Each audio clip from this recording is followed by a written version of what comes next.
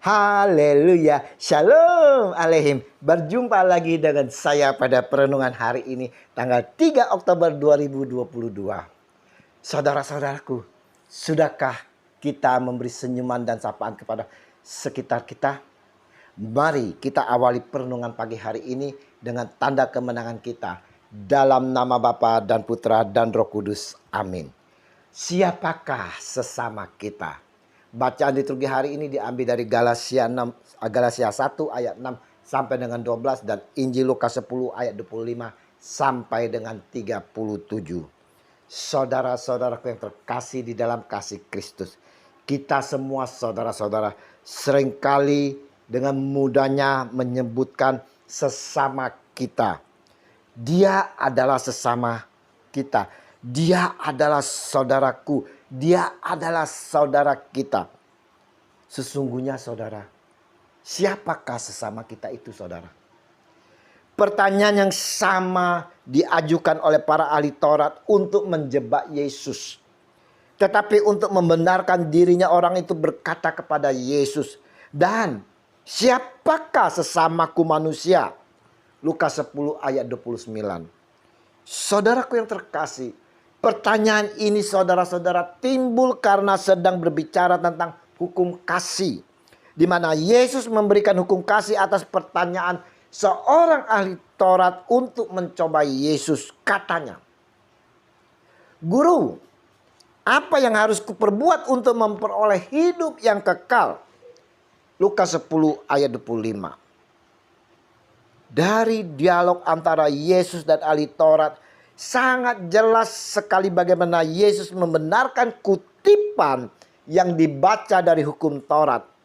Jawab orang itu, "Kasihilah Tuhan Allahmu dengan segenap hatimu dan dengan segenap jiwamu dan dengan segenap kekuatanmu dan dengan segenap akal budimu, dan kasihilah sesamamu manusia seperti dirimu sendiri." Lukas 10 ayat 27. Saudaraku, pola pikir dunia sangat berbeda sekali tentang mengasihi sesamamu ini saudara. Mengasihi sesama menurut dunia yaitu kita mengasihi siapa yang pantas kita kasihi. Mengasihi jika menguntungkan diri kita, tidak merugikan. Mengasihi jika mendapat imbalan. Dan ini ada embel-embelnya saudara. Untuk itulah Yesus merubah paradigma dunia akan mengasihi sesama dengan perumpamaan orang Samaria yang baik hati. Kita tahu saudara-saudara yang terkasih bahwa pada zaman itu orang Samaria adalah musuh bebuyutan orang Israel. Tetapi saudara, dari cerita perumpamaan yang disampaikan Yesus dari ayat 30 sampai 35. Kita melihat bagaimana justru orang Samaria lah yang tergerak oleh belas kasihnya saudara.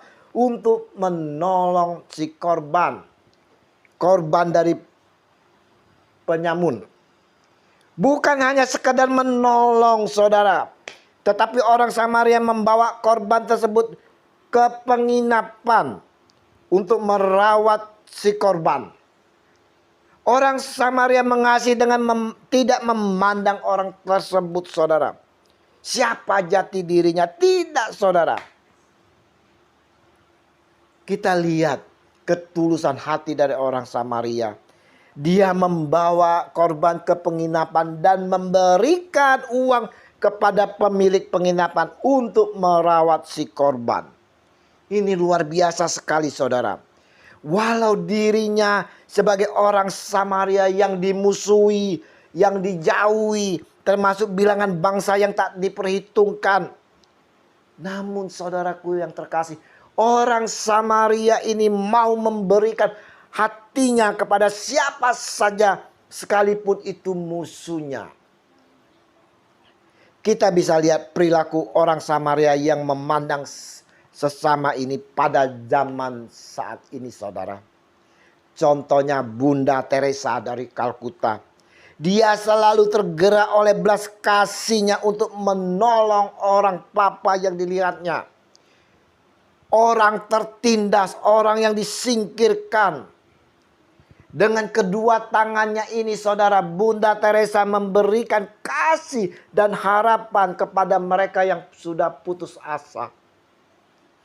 Saudaraku yang terkasih, perenungan hari ini mau mengingatkan kepada kita semua akan ajaran Sang Maha Guru kita, Sang Junjungan kita, yaitu Yesus Kristus, tentang kasih saudara. Kita mengasihi sesama bukan karena sama suku dengan kita, sama agamanya, segolongan, sederajat saudara.